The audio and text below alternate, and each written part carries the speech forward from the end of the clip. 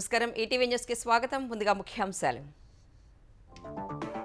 ఏపీలో ప్రభుత్వ junior లెక్చరర్ల పదోన్నతులపై high court తీవ్ర ఆగ్రహం. బోధనేతర సిబ్బందిని ప్రిన్సిపల్స్ గా నియమించడంపై ఘాటు వ్యాఖ్యలు. నిరుద్యోగులను జగన్ మోసం చేశాడన్న చంద్రబాబు. అధికారంలోకి వస్తే మెగా డిఎస్సిపై తొలి సంతకం పెడతానని పునరుద్ఘాటన.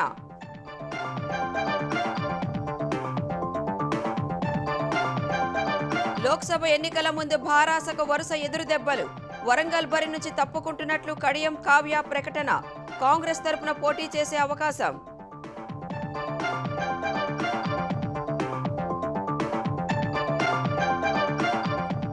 నేడు రేవంత్ రెడ్డి అధ్యక్షతన కాంగ్రెస్ పీఈసీ భేటీ.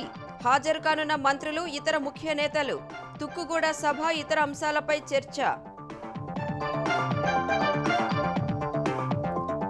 ఉపాధి హామీ కూలీల వేతనాలు సవరించిన కేంద్రం. రాష్ట్రాల వారీగా 4 నుంచి 10% పెంచుతూ ఉత్తర్వులు. వ్యాపారంలో తొలిసారి చేతులు కలిపిన అంబానీ, అదానీ. గౌతమ్ పవర్ ప్రాజెక్టులో 26% వాటా కొనుగోలు చేస్తూ రిలయన్స్ ఒప్పందం. దక్షిణాఫ్రికాలో లోయలో పడిన ప్రయాణికుల బస్సు. 45 మంది మృతి. కొన ఊపిరితో బయటపడిన 8 ఏళ్ల బాలిక.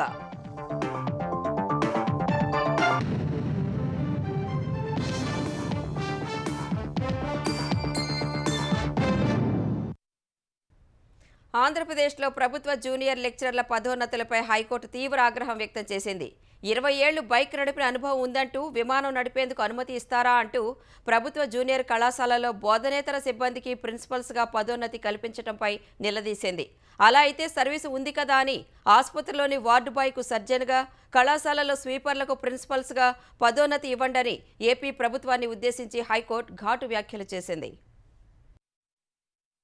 ప్రభుత్వ జూనియర్ లెక్చరర్ల పదోన్నతుల విషయంలో దాఖలైన పిటిషన్పై విచారణ జరిపిన ఏపీ హైకోర్టు నాన్ టీచింగ్ సిబ్బంది, లైబ్రేరియన్లు, ఫిజికల్ డైరెక్టర్లు ప్రిన్సిపల్స్ గా పదోన్నతి పొందేందుకు వీలు కల్పిస్తూ రాష్ట్ర ప్రభుత్వం జీవో 76 జారీ చేయడంపై నిప్పులు చెరిగింది. విద్యా వ్యవస్థను నాశనం చేసే ఇలాంటి చర్య ఆత్మహత్య సాదృశ్యమే అవుతుందని, ఇలాంటి జీవోల్ని పౌర సమాజం హర్షించదని తేల్చి చెప్పింది. అసమర్థుల్ని విద్యా సంస్థలకు అధిపతులుగా నియమిస్తే వాటి తలరాత ఏమవుతుందని ఆందోళన వ్యక్తం చేసింది. ఇలాంటి చర్యల్ని అనుమతిస్తే విద్యా వ్యవస్థ విధ్వంసానికి దారితీస్తుందని, అసలు ఈ ప్రభుత్వం ఏం చేస్తోందని ఆగ్రహం వ్యక్తం చేసింది. లైబ్రేరియన్లు, ఫిజికల్ డైరెక్టర్లు ఏ విధంగా విద్యార్థులకు పాఠాలు చెబుతారని ప్రశ్నించింది. బోధనేతర సిబ్బందిని కళాశాల ప్రిన్సిపళ్లుగా నియమిస్తే సిలబస్ గురించి వారికి ఏం అవగాహన ఉంటుందని నిలదీసింది. ఏ లెక్చరర్ ఏ సబ్జెక్టు చెబుతున్నారో వారికెలా తెలుస్తుందని ప్రశ్నించింది. 2021 డిసెంబరు 8న జీవో 76 జారీ చేసిన పాఠశాల విద్యాశాఖ అప్పటి ముఖ్య కార్యదర్శిని జైలుకు పంపాలని ఘాటుగా వ్యాఖ్యానించింది. విద్యా వ్యవస్థ ప్రయోజనాల్ని దృష్టిలో పెట్టుకోకుండా మరే ఇతర కారణాలతో జీవో ఇచ్చినట్లు కనిపిస్తోందని తెలిపింది. ఈ జీవో విద్యా వ్యవస్థ ప్రమాణాల్ని దెబ్బతీసేదిగా ఉందని పాఠశాల విద్యాశాఖ ముఖ్య కార్యదర్శి ఏప్రిల్ 1న కోర్టు ముందు హాజరై వివరణ ఇవ్వాలని ఆదేశించింది. ప్రభుత్వ జూనియర్ కళాశాలల్లో ప్రిన్సిపల్స్ పదోన్నతిపై సింగిల్ జడ్జి ఉత్తర్వుల్ని ధర్మాసనం సస్పెండ్ చేసింది. తదుపరి విచారణను ఏప్రిల్ 1కి వాయిదా వేస్తూ హైకోర్టు న్యాయమూర్తులు justice G Narender, justice N Harinath తో కూడిన ధర్మాసనం ఉత్తర్వులు జారీ చేసింది. కోడ్ అమల్లోకి రావడానికి ముందు రోజు ప్రభుత్వ జూనియర్ కళాశాలల్లో 197 మంది లెక్చరర్లకు ప్రిన్సిపల్స్ గా పదోన్నతి కల్పిస్తూ ఇంటర్ విద్యా కమిషనర్ ఈ నెల 15న ప్రొసీడింగ్స్ జారీ చేశారు. ఈ ఉత్తర్వుల్ని సవాల్ చేస్తూ ప్రభుత్వ junior lecturers library science association అధ్యక్షుడు కె సంజీవరావు మరికొందరు సింగిల్ జడ్జి వద్ద వ్యాజ్యం వేశారు. ప్రిన్సిపల్ పోస్టుల పదోన్నతిలో జూనియర్ లెక్చరర్లను పరిగణలోకి తీసుకోకపోవడం 2021లో ప్రభుత్వం జారీ చేసిన జీవో 76కి విరుద్ధమన్నారు. ఈ వ్యాజ్యంపై విచారణ జరిపిన సింగిల్ జడ్జి ప్రిన్సిపల్స్ గా పదోన్నతి కల్పిస్తూ ఇంటర్ విద్యా కమిషనర్ ఈ నెల 15న ప్రొసీడింగ్స్ ను సస్పెండ్ చేశారు. సింగిల్ జడ్జి ఉత్తర్వుల్ని సవాల్ చేస్తూ నెల్లూరు జిల్లా సూళ్లూరుపేట ప్రభుత్వ జూనియర్ కళాశాల principal K Shyam Kumar high court ధర్మాసనం ముందు అప్పీల్ వేశారు. తాజాగా జరిగిన విచారణలో నాన్ టీచింగ్ స్టాఫ్ కు ప్రిన్సిపల్స్ గా పదోన్నతి కల్పించే వ్యవహారం, అందుకు సంబంధించిన జీవో 76పై ధర్మాసనం విస్మయం వ్యక్తం చేసింది. నాన్ టీచింగ్ సిబ్బందిని ఏ విధంగా చూసినా టీచర్లుగా పరిగణించలేమని వ్యాఖ్యానించింది. ఫిజికల్ డైరెక్టర్లు, లైబ్రేరియన్లకు కళాశాల ప్రిన్సిపల్స్ గా పదోన్నతి కల్పించేందుకు వీలు కల్పిస్తూ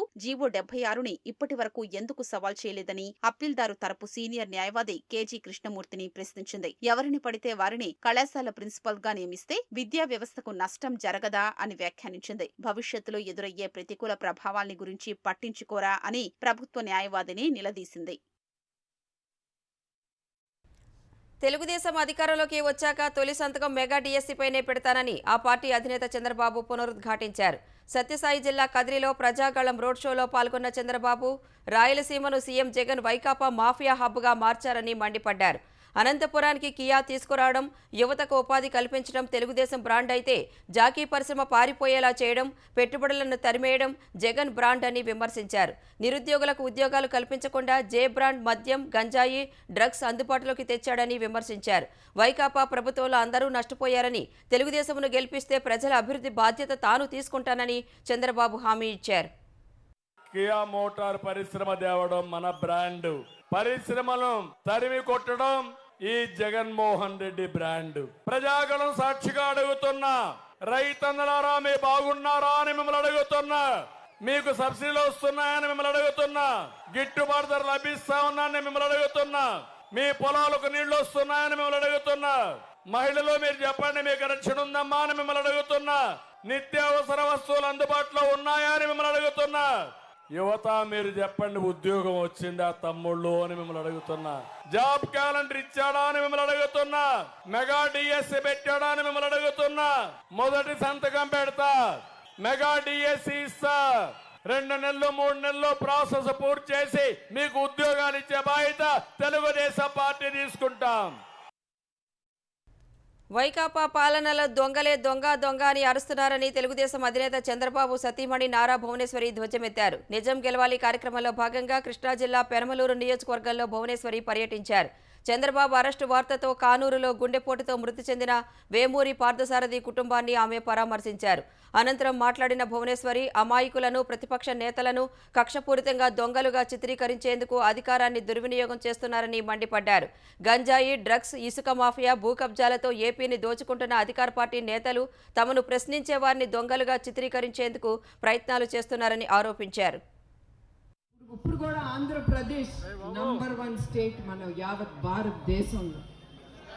శాండ్ మాఫియా, గంజాయి, భూ కబ్జా, మద్యం, కల్తీ మద్యం, ఇది గొప్పదనం. మనం ఆంధ్రప్రదేశ్ నంబర్ 1గా ఉన్నాం యావత్ భారతదేశంలో. మనకి సిగ్గు చేటు ఇప్పుడు చివరికి మిగిలింది ఈ చెప్పుకోవటానికి, ఈ అరాచకాలు చెప్పుకోవటానికి. సార్వత్రిక ఎన్నికల ముంగిట భారాసకు వరుసగా ఎదురు దెబ్బలు తగులుతున్నాయి. భారాస అభ్యర్థిగా వరంగల్ లోక్సభ స్థానం నుంచి బరిలో నిలిచిన కడియం కావ్య పోటీ నుంచి వైదొలిగారు. పార్టీ నాయకత్వంపై గత కొన్ని రోజులుగా వస్తున్న అవినీతి ఆరోపణలు పార్టీ ప్రతిష్టను దెబ్బతీసినందున పోటీ నుంచి వైదొలగాలనుకుంటున్నట్లు కావ్య వెల్లడించారు. కావ్య తన తండ్రి స్టేషన్ గన్పూర్ ఎమ్మెల్యే కడియం శ్రీహరితో కలిసి కాంగ్రెస్ పార్టీలో చేరడానికి రంగం సిద్ధం చేసుకున్నారు. లోక్సభ ఎన్నికల ముంగిట ప్రతిపక్ష భారాసాకు వరుస దెబ్బలు తగులుతున్నాయి. ఆ పార్టీ నేతలు ఒక్కొక్కరుగా పార్టీ వీడుతున్నారు. భారాసా నుంచి టికెట్ పొంది వరంగల్ లోక్సభ స్థానంలో పోటీకి దిగిన కడియం శ్రీహరి కుమార్తె కడియం కావ్య పోటీ నుంచి వైదొలుగుతున్నట్లు వెల్లడించారు. ఈ మేరకు పార్టీ అధ్యక్షుడు కేసీఆర్ కు ఓ లేఖ రాశారు. పార్టీ నాయకత్వంపై వస్తున్న అవినీతి, భూ కబ్జా ఆరోపణలు, ఫోన్ ట్యాపింగ్, మద్యం కుంభకోణం తదితర అంశాలు పార్టీ ప్రతిష్టను దెబ్బతీశాయని ఆ లేఖలో పేర్కొన్నారు. జిల్లాలోనూ స్థానిక నాయకుల మధ్య సమన్వయం, సహకారం లేదని, ఎవరికి వారే యమునా తీరే అన్నట్లుగా వ్యవహరించడం వల్ల పార్టీకి మరింత నష్టం చేకూరుతుందని కావ్య తన లేఖలో పేర్కొన్నారు. ఈ పరిస్థితుల్లో పోటీ చెయ్యలేనని భావించి వైదొలుగుతున్నారని కేసీఆర్, పార్టీ నాయకులు, కార్యకర్తలు మన్నించారని లేఖలో చెప్పారు. అటు భారాసా సీనియర్ నేత స్టేషన్ ఘన్పూర్ ఎమ్మెల్యే కడియం శ్రీహరి, కావ్య ఇద్దరూ కాంగ్రెస్ తీర్థం పుచ్చుకోవడానికి అన్ని ఏర్పాట్లు జరిగిపోయాయి. వరంగల్ లోక్సభ స్థానం నుంచి అధికార పార్టీ అభ్యర్థిగా కడియం కావ్య పోటీ చేయనున్నారు. భారాసా సీనియర్ నేత స్టేషన్ ఘనపూర్ ఎమ్మెల్యే కడియం శ్రీహరి భారాసాను వీడతారనే ప్రచారం ఎప్పటినుంచో జరుగుతోంది. కాంగ్రెస్ నేతలు పలువురు కడియంతో మంతనాలు జరిపి కావ్యకు టికెట్ ఇప్పించేలా హామీ ఇచ్చారు. మొదటి నుంచి వరంగల్ ఎంపీ అభ్యర్థిగా తన కుమార్తె కావ్యను బరిలో నిలపాలని కడియం శ్రీహరి భావించిన వర్ధన్నపేట మాజీ ఎమ్మెల్యే ఆరూరి రమేష్ నుంచి గట్టి పోటీయే ఎదురైంది. దీంతో ఇష్టం లేకున్నా కడియం వెనక్కి తగ్గారు. కానీ ఆరూరి రమేష్ భాజపాలోకి వెళ్లడంతో కడియం కావ్య అభ్యర్థిత్వం ఖరారైంది. 3 రోజుల క్రితం కడియం కావ్య కేసీఆర్ ను కలిసి వరంగల్ లోక్సభ నుంచి పోటీ చేసే అవకాశం కల్పించినందుకు కృతజ్ఞతలు కూడా చెప్పారు. అయితే ఇటీవల జరిగిన రాజకీయ పరిణామాలు కడియంను పునరాలోచనలో పడేశాయి. దీంతో పోటీ నుంచి కావ్య వైదొలిగారు. ఇద్దరూ కాంగ్రెస్ పెద్దల సమక్షంలో పార్టీ కండువా కప్పుకోనున్నారు. వరంగల్ లోక్సభ స్థానం నుంచి ధీటైన అభ్యర్థి కోసం చూస్తున్న కాంగ్రెస్ కడియం కావ్యను అభ్యర్థిగా ఖరారు చేయనుంది. ఉమ్మడి వరంగల్ జిల్లాలో భారాసా నేతలు ఒక్కొక్కరుగా కారు దిగి ఆ పార్టీ అధినాయకత్వానికి షాక్ ఇస్తున్నారు. ఇప్పటికే 2 సార్లు వరంగల్ ఎంపీగా పనిచేసిన పసునూరి దయాకర్ భారాసాని వీడి హస్తం గూటికి చేరారు. వర్ధన్నపేట మాజీ ఎమ్మెల్యే ఆరూరి రమేష్ కూడా భారాసాకు గుడ్ బై చెప్పి భాజపాలో చేరారు. స్టేషన్ ఘనపూర్ మాజీ ఎమ్మెల్యే తాటికొండ రాజయ్య సైతం భారాసాను వీడారు. తాజాగా కడియం అదే బాటలో పయనిస్తున్నారు. లోక్సభ ఎన్నికల ముందు ప్రజల సమస్యలు ఎజెండాగా కాకుండా దృష్టి మరల్చే ప్రయత్నం చేస్తున్నారని భారాసా నేత మన్నె కృషాంక్ ఆరోపించారు. ప్రతిపక్ష నేతలను జైల్లో పెట్టి ఎన్నికల్లో ఏకపక్షంగా గెలవాలని నరేంద్ర మోదీ భావిస్తున్నారని విమర్శించారు. దేశంలో ఏ పార్టీ ఉండకుండా కుట్రకు పాల్పడుతున్నారని, కవితను, కేజ్రీవాల్ను అక్రమంగా అరెస్టు చేయడంతో పాటు కేరళ సీఎం విజయన్ కుమార్తెపై ఈడీ కేసు పెట్టారని పేర్కొన్నారు. భాజపాలో చేరి లొంగితే ఎలాంటి అరెస్టులు ఉండవన్నారు. లొంగకుండా పోరాటం చేస్తున్న వారిపై వేధింపులు, దాడులు, కేసులు పెడుతున్నారని ధ్వజమెత్తారు. ఈడీ ఆధ్వర్యంలో వెబ్ సిరీస్ నడుపుతున్నారని ఎద్దేవా చేశారు. నరేంద్ర మోదీ గారి ఆటలో ఎదుట ఆటగాళ్ళు ఎవరు ఉండొద్దు, ఒట్టి మోదీ గారే ఉండాలి. బౌలింగ్ బ్యాటింగ్ వాళ్ళదే, ఆడియన్స్ మొత్తం వాళ్ళ ED, IT, CBI. Narendra Modi గారి ప్రభుత్వం తెలంగాణకు ఏం చేయలేదు అనే విషయం అసలు అజెండాకు రానివ్వకుండా కేవలం అజెండా ఇదే ఉండాలి. ఇవాళ అన్ని రాష్ట్రాలలో ఒకటే అజెండా, ఏది? లోక్సభ ఎలక్షన్స్ నడుస్తుంటే ఈడీ, ఐటీ, సిబిఐ ఇదే. నరేంద్ర మోదీ గారి 10 సంవత్సరాల పాలన గురించి ఎక్కడా చర్చ లేదు. మహాత్మా గాంధీ జాతీయ గ్రామీణ ఉపాధి హామీ పథకం కింద చెల్లించే వేతనాలను కేంద్ర ప్రభుత్వం సవరించింది. రాష్ట్రాల వారీగా 4 నుంచి 10% పెంచినట్లు తెలిపింది. తాజా సవరణ ప్రకారం నైపుణ్యం లేని కార్మికులకు ఈ పథకం కింద చెల్లించే రోజువారీ వేతనం హర్యానాలో అత్యధికంగా 374 రూపాయలు అందుతుంది. అత్యల్పంగా అరుణాచల్ ప్రదేశ్, నాగాలాండ్లలో 234 రూపాయలు ఉన్నట్లు నోటిఫికేషన్లో పేర్కొంది. లోక్సభ ఎన్నికల నియమావళి అమలులో ఉన్నందున ఈసీ నుంచి అనుమతి వచ్చాక ఈ వేతనాల సవరణను కేంద్ర గ్రామీణ అభివృద్ధి మంత్రిత్వ శాఖ మార్చి 27న నోటిఫై చేసింది. వేతన రేటు అత్యధికంగా గోవాలో 34 రూపాయలు పెరిగి 356 రూపాయలకు చేరింది. అత్యల్పంగా ఉత్తరప్రదేశ్లో 7 రూపాయలు పెరిగి 237 రూపాయలకు చేరింది. తెలంగాణ, ఆంధ్రప్రదేశ్ రాష్ట్రాల్లో ఉపాధి హామీ రోజువారీ వేతనం 28 రూపాయలు పెరిగి 300 కానుంది. తమిళనాడులో 319 రూపాయలు ఇవ్వనున్నారు. కేంద్ర ప్రభుత్వ అప్పులు గత డిసెంబర్ నాటికి 160.69 లక్షల కోట్ల రూపాయలకు చేరినట్లు కేంద్ర ఆర్థిక శాఖ గురువారం ప్రకటించింది. గత సెప్టెంబర్ నాటికి 157.84 లక్షల కోట్ల రూపాయలుగా ఉన్న అప్పులు డిసెంబర్ నాటికి మరింత పెరిగినట్లు కేంద్రం వెల్లడించింది. ఈ రుణభారంలో 25.9% రానున్న 5 ఏళ్లలో సగటున ప్రతి సంవత్సరం 5.2% రుణాన్ని తీర్చాల్సి ఉంటుంది. తెలంగాణలో 4 స్థానాల్లో మినహా లోక్సభ అభ్యర్థుల ఎంపిక పూర్తి కావడంతో ప్రచార కార్యాచరణపై కాంగ్రెస్ దృష్టి సారించింది. మెజార్టీ స్థానాలు కైవసం చేసుకోవడానికి అనుసరించాల్సిన వ్యూహాన్ని సిద్ధం చేసేందుకు టీపీసీసీ కార్యవర్గం ఇవాళ సమావేశం కానుంది. గాంధీ భవన్లో టీపీసీసీ అధ్యక్షుడు సీఎం రేవంత్ రెడ్డి అధ్యక్షతన జరిగే భేటీలో తెలంగాణ వ్యవహారాల ఇన్ఛార్జ్ దీపాదాస్ మున్షి, ఏఐసీసీ ఇన్ఛార్జ్ కార్యదర్శులు రోహిత్ చౌదరి, విష్ణునాథ్ సహా ముఖ్య నేతలు పాల్గొనున్నారు. ప్రజాపాలనపై జనం స్పందన, అభివృద్ధి, సంక్షేమ పథకాలు సహా భారాస సర్కారులో జరిగిన అక్రమాలు, ఫోన్ ట్యాపింగ్ వంటి అంశాలను కార్యవర్గ సమావేశంలో సీఎం రేవంత్ రెడ్డి వివరించనున్నట్లు సమాచారం. లోక్సభలో పార్టీల బలాబలాలు, విపక్షాలను ఎదుర్కొనేందుకు ఎలాంటి వ్యూహాలతో ముందుకు వెళ్లాలన్న అంశాలపై సమావేశంలో చర్చించనున్నారు. జాతీయ స్థాయిలో కాంగ్రెస్ తీసుకొచ్చిన 5 న్యాయ్ గ్యారంటీలను జనంలోకి తీసుకువెళ్లే అంశంపై సమాలోచన చేయనున్నారు. లోక్సభ ప్రచారం ఏ విధంగా ఉండాలి, ఎవరెవరు ప్రచారంలో పాల్గొనాలి, సభలు నిర్వహణ వంటి అంశాలను ఖరారు చేయనున్నారు. వచ్చే నెల 6న తుక్కుగూడలో నిర్వహించనున్న భారీ బహిరంగ సభపై కూడా టీపీసీసీ కార్యవర్గం చర్చించనుంది. తెలంగాణలో రానున్న ఖరీఫ్ సీజన్ దృష్ట్యా రైతులకు పత్తి, మొక్కజొన్నతో సహా ఇతర విత్తనాల సరఫరాలో ఎలాంటి ఇబ్బందులు తలెత్తకుండా విత్తన కంపెనీలు ప్రభుత్వానికి సహకరించాలని వ్యవసాయ శాఖ మంత్రి తుమ్మల నాగేశ్వరరావు కోరారు. ఈ ఏడాది ఖరీఫ్ సీజన్కు సంబంధించి వివిధ పంటల సాగు వివరాలు, విత్తన లభ్యతపై వివిధ ప్రైవేటు కంపెనీ ప్రతినిధులతో మంత్రి సమీక్ష నిర్వహించారు. రాష్ట్రంలో పత్తి 2వ ప్రధాన పంటగా ఉందని, వచ్చే వానాకాలం కూడా దాదాపు 60.53 లక్షల ఎకరాల విస్తీర్ణంలో సాగు కావచ్చని మంత్రి తెలిపారు. అందుకోసం 121.06 లక్షల ప్యాకెట్ల పత్తి విత్తనాలు అవసరమవుతాయన్న మంత్రి, అందుకు తగ్గట్లుగా అన్ని ప్రైవేటు విత్తన కంపెనీలు పత్తి విత్తనాలు సరఫరా చేయాలని ఆదేశించారు. ఇతర ప్రధాన పంటలైన మొక్కజొన్నకు 16,50,000 క్వింటాళ్లు, జొన్నకు 48,000 క్వింటాళ్ల విత్తనాలు అవసరమవుతాయని అంచనా వేశారు. ప్రస్తుతం విత్తన లైసెన్సింగ్ విధానంలో కొన్ని మార్పులు చేయాల్సిన అవసరం ఉందని మంత్రి పేర్కొన్నారు. తెలంగాణలో యాసంగి ధాన్యం కొనుగోళ్లపై సర్కార్ ప్రత్యేక దృష్టి సారించింది. యాసంగి పంట కొనుగోలుకు రాష్ట్ర వ్యాప్తంగా 7,149 కొనుగోలు కేంద్రాలు ఏర్పాటుకు యుద్ధ ప్రాతిపదికన సన్నాహాలు చేస్తున్నట్లు పౌర సరఫరాల సంస్థ వర్గాలు తెలిపాయి. యాసంగి ఒడ్లు సేకరణ కార్యకలాపాలు ఏప్రిల్ మొదటి వారంలో ప్రారంభం కావాల్సి ఉండగా రైతుల ప్రయోజనాల దృష్ట్యా ముందస్తు కొనుగోలు ప్రారంభించాలని ప్రభుత్వం ఎఫ్సీఐని కోరింది. నల్గొండ, నిజామాబాద్ వంటి కొన్ని జిల్లాల్లో ఇప్పటికే వరి కోతలు ప్రారంభం కావడంతో ఈ నిర్ణయం తీసుకుంటున్నట్లు రాష్ట్ర ప్రభుత్వం తెలిపింది. దీంతో ఈ నెల 25 నుంచే తెలంగాణలో ధాన్యం సేకరణ కార్యకలాపాలు ప్రారంభించేందుకు ఎఫ్సీఐ అనుమతినిచ్చింది. రైతుల నుంచి ఒడ్లు కొనుగోళ్లు సజావుగా జరిగేలా చూడాలని పౌర సరఫరాల శాఖ అధికారులకు జిల్లా కలెక్టర్లు ఆదేశాలు జారీ చేశారు. అలాగే ఆయా కేంద్రాల్లో తాగునీరు, టార్పాలిన్లు, లోడింగ్, అన్లోడింగ్ వంటి మౌలిక సదుపాయాలు కల్పించేందుకు చర్యలు తీసుకోవాలని సూచించారు. కొత్త ఆర్థిక సంవత్సరం మొదటి త్రైమాసికంలో 16,000 కోట్ల అప్పు తీసుకోనున్నట్లు రిజర్వ్ బ్యాంకుకు తెలంగాణ ప్రభుత్వం సమాచారం ఇచ్చింది. 2024-25 ఆర్థిక సంవత్సరం ఏప్రిల్ 1వ తేదీ నుంచి ప్రారంభం కానున్న నేపథ్యంలో మొదటి త్రైమాసికంలో తీసుకునే రుణ ప్రతిపాదనలకు సంబంధించిన వివరాలను రాష్ట్రాలు ఆర్బీఐకి అందించాయి. ఈ వివరాల ప్రకారం తెలంగాణ సర్కార్ ఏప్రిల్లో 5,000 కోట్లు, మేలో 6,000 కోట్ల రూపాయలు రుణాల రూపంలో తీసుకోవాలని ప్రతిపాదించింది. జూన్లో మరో 5,000 కోట్లు ఆర్బీఐ బాండ్ల ద్వారా సేకరించనుంది. నూతన ఆర్థిక సంవత్సరంలో ఎఫ్ఆర్బీఎం పరిమితికి లోబడి 59,635 కోట్ల రూపాయల అప్పు తీసుకోనున్నట్లు ప్రభుత్వం బడ్జెట్లో ప్రతిపాదించింది. అందులో 16,000 కోట్లను మొదటి 3 నెలల్లో తీసుకునేందుకు ప్రభుత్వం సిద్ధమైంది. తెలంగాణ వైద్య విధాన పరిషత్ ఆసుపత్రుల్లో పనిచేస్తున్న వివిధ విభాగాల ఒప్పంద ఉద్యోగులు ఏప్రిల్ 1 నుంచి నిరవధిక సమ్మెకు దిగనున్నట్లు ప్రకటించారు. గత 3 నెలలుగా జీతాలు లేక ఇబ్బంది పడుతున్నట్లు కాంట్రాక్టు సిబ్బంది పేర్కొన్నారు. ఈ మేరకు వైద్య విధాన పరిషత్ కమిషనర్ అజయ్ కుమార్కు వినతి పత్రం అందజేశారు. ఆసుపత్రుల్లో కాంట్రాక్టర్లు కనీస వేతనం ఇవ్వటం లేదని Telangana medical contract employees and workers union ఆవేదన వ్యక్తం చేసింది. పెండింగ్ వేతనాలు తక్షణం చెల్లించాలంటూ ఈ నెల 26 నుంచి రోజు గంట పాటు విధులు బహిష్కరిస్తున్నా ప్రభుత్వం నుంచి స్పందన లేకపోవడంతో ఈ నెల 31లోగా జీతాలు చెల్లించకపోతే నిర్వధిక సమ్మె చేపట్టనున్నట్లు స్పష్టం చేశారు.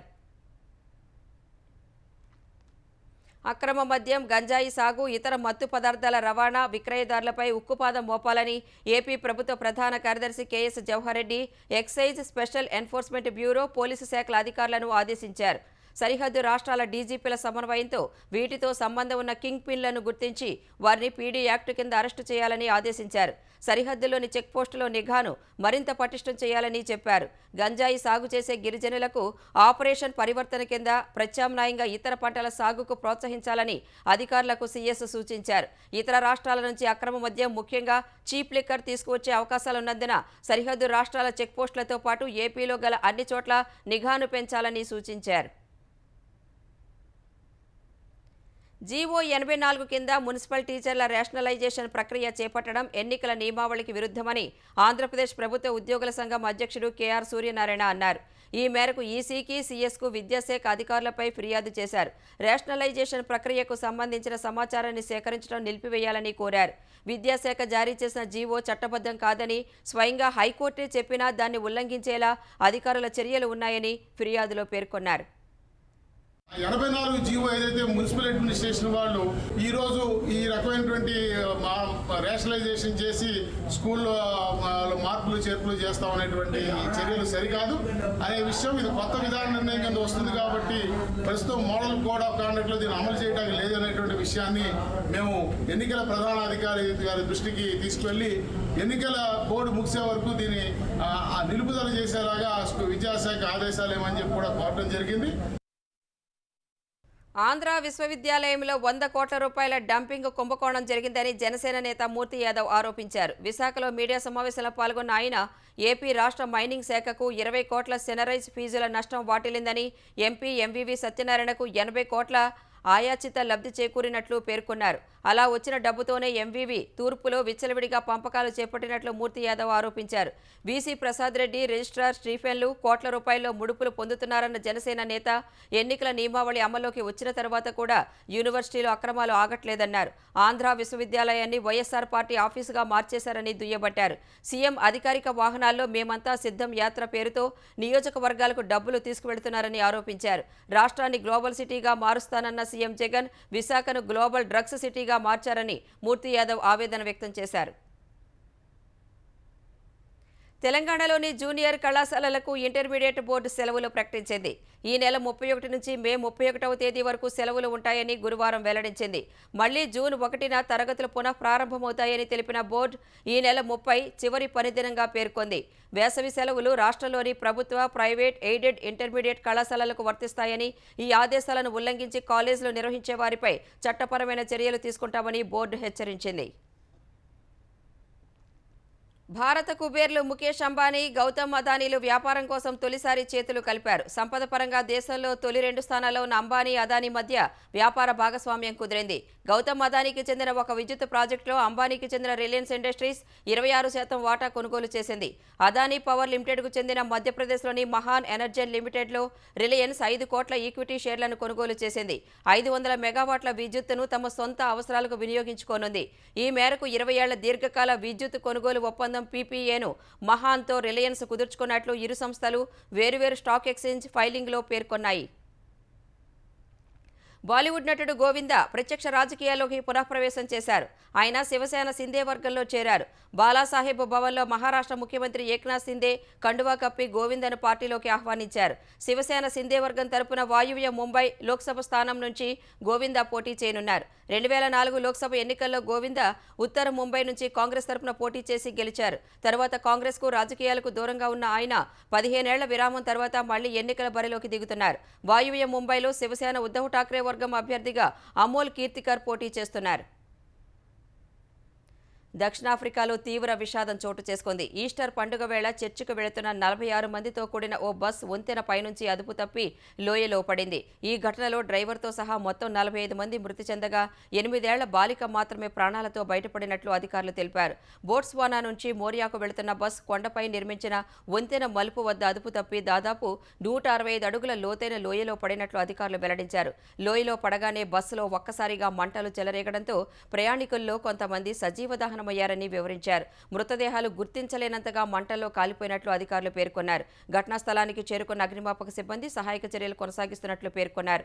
ప్రాణాలతో బయటపడిన చిన్నారిని సమీప ఆసుపత్రికి తరలించినట్లు తెలిపారు. ప్రస్తుతం బాలిక పరిస్థితి విషమంగా ఉందన్నారు. ఘటన వివరాలను దక్షిణాఫ్రికా అధ్యక్షుడు సిరిల్ రమసోఫా బోట్స్వానా అధ్యక్షుడికి వివరించారు. మృతుల కుటుంబాలకు ఇరు దేశాల అధ్యక్షులు సానుభూతి తెలిపారు.